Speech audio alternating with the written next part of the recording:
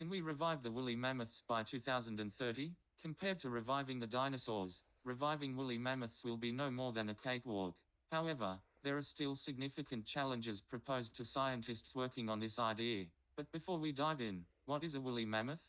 A woolly mammoth is a large ancestor of the elephant, lasting from 300,000 to 4,000 years ago. It showcases tusks just as large if not larger than that of the elephant, and a thick hide of hair which it evolved to survey the cold weather of the Ice Age. Females were typically around 8 feet tall, but the tallest males reached almost 12 feet tall. They average around 10 to 11 feet long. Traveling in groups, they rarely had trouble fighting of predators like cave lions. Only the sick or young were picked out from the herd, and eaten mammoths were fully herbivorous, feeding on grass and shrubs. However, they could get very aggressive once threatened. Scientists plan to revive the woolly mammoth by first extracting DNA from fossils. With the latest mammoths living only 4,000 years ago, it wasn't hard to find most of their genome sequence. Next, they would add this DNA to the Asian elephant, a descendant of the mammoth. Crazily enough, mammoths shared 99.6% of their genome sequence with Asian elephants. While there are a few key differences such as fur and larger size,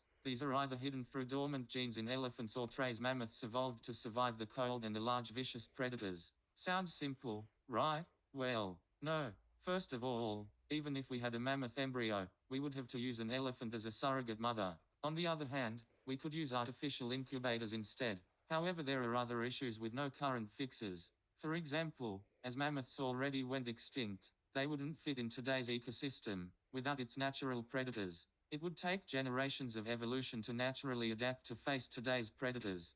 Plus, where would we even put it? Arctic?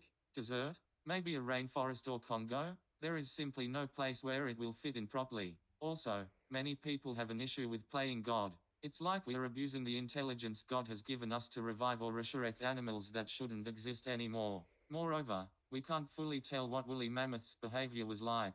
Calm and tranquil, or aggressive and territorial? Not preparing accordingly could cause some ecological trouble. So can we resurrect the woolly mammoths by 2030? Yes, but with some caveats. I hope you enjoyed this video, and if you did, please subscribe or comment on what I could improve on. See you in the next one.